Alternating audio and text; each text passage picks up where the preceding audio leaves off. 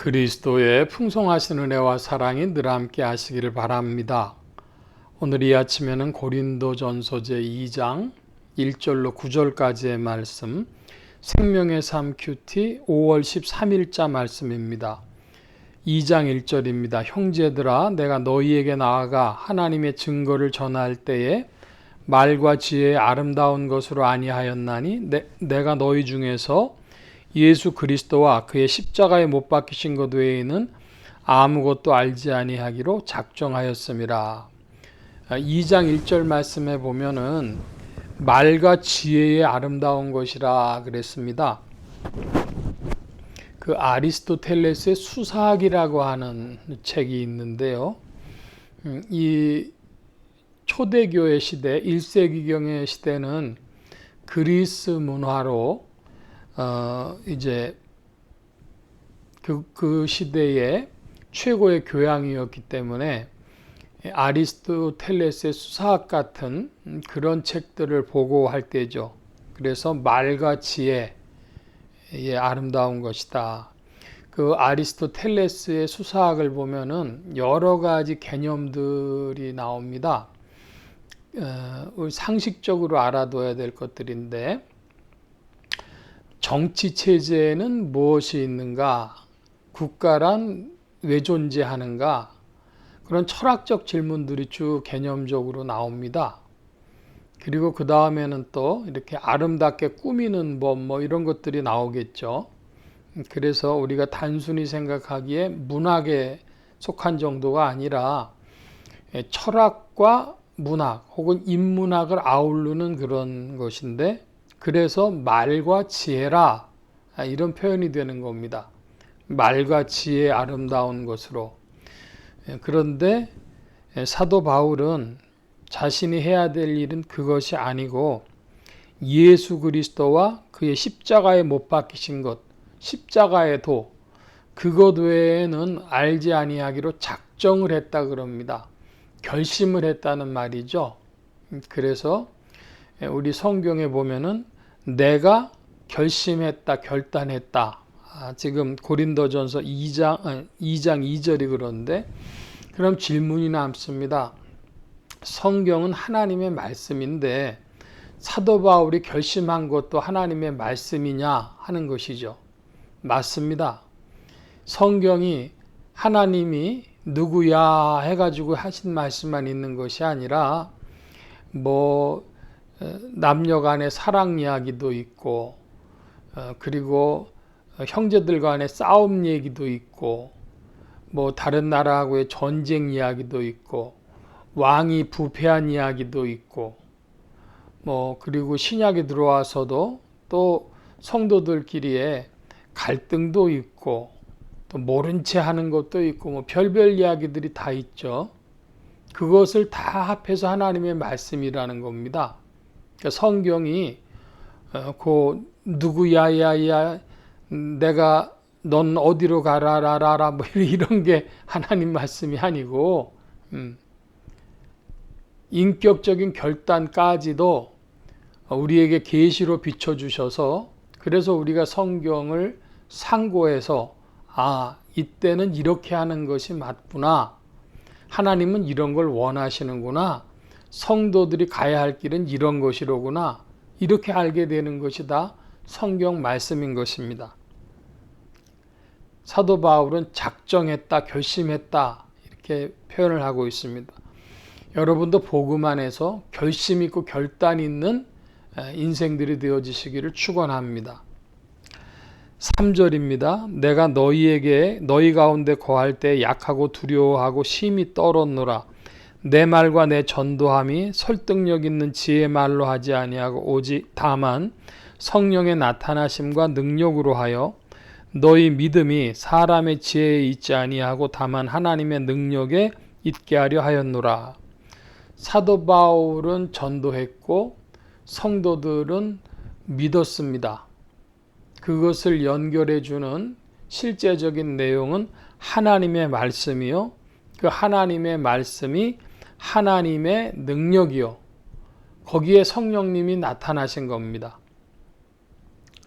하나님의 말씀이 하나님의 능력이다. 특별히 사도 바울이 전한 것은 예수 그리스도와 그의 십자가에 못 박으신 것, 즉 십자가의 도지요. 그것이 사도 바울의 전도의 메시지였고 성도들은 그것을 믿음으로 받았고 그 말씀 가운데 성령이 나타나셨다. 이것이 하나님의 능력이다. 이 말씀입니다. 6절입니다. 그러나 우리가 온전한 자들에게는 지혜를 말하노니 이는 이 세상의 지혜가 아니요 또 이 세상에서 없어질 통치자들의 지혜도 아니요 오직 은밀한 가운데 있는 하나님의 지혜를 말하는 것으로서 곧 감추었던 것인데 하나님이 우리의 영광을 위하여 만세전에 미리 정하신 것이라. 6절부터 7절까지 보면 지혜가 크게 한 세 가지로 나타나 있습니다. 첫째로는 세상의 지혜, 그런 표현이 있고 통치자들의 지혜, 이렇게 되어 있습니다. 세상의 지혜하고 통치자들의 지혜하고 뭐 다를 게 있나? 그러면 그렇게 크게 보면 뭐 큰 다를 것도 없지만은, 그러나 좀 살펴보면 아주 다른 부분이 많습니다. 마키아벨리라는 사람이 군주론이라는 책을 썼지 않습니까? 그러니까 군주는 군주에게 합당한 어떤 지혜가 있는 겁니다. 뭐 군주론이란 말 할 것도 없이 세계의 전쟁 역사에 보면은 전쟁이 주로 무엇이었냐 그러면 그 내부의 갈등이 있을 때, 내부의 문제가 있을 때 그것을 외부의 전쟁으로 바꿔가지고 내부 문제를 해결하는 것이 주요한 그런 전쟁의 이유였습니다. 우리나라에 임진왜란이 벌어진 것도 일본 내부에 전국시대 혼란이 끝났음에도 불구하고 군병력들이 계속 상존해 있었기 때문에 그걸 두고는 일촉즉발의 상황인 것이죠. 다시 또 이제 전쟁으로 들어갈 수 있는. 그래서 도요토미 히데요시가 사실은 명나라 치러 가려고 하는 것이 아니라 일본의 그 군사력을 축소하기 위해서 일으킨 전쟁이라고 해석하는 이들이 많이 있습니다. 그것뿐 아니라 웬만한 왕들은 자기가 불리하면 전쟁을 일으킵니다. 옛날에만 그랬냐 그러면 현대도 보면은 이스라엘의 총리가 자기가 불리하니까 전쟁 일으킨 거 아니냐 해서 무슨 이란을 치고 가자 지구를 폭격하고 하는 것이 그 사람의 정치 생명 때문에 그런 거 아니냐 이렇게 이야기하는 이들이 있어요. 그 트럼프라고 하는 대통령도 뭐 앱스타인 파일인가 때문에 아주 공경에 처해졌었는데 이란하고 전쟁하면서 그런 얘기 쑥 들어갔죠.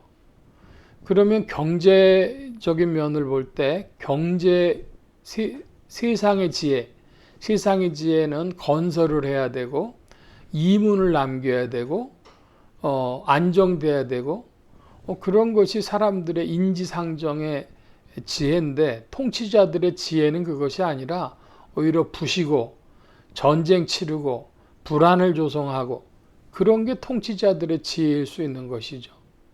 서로 충돌할 수 있는 겁니다.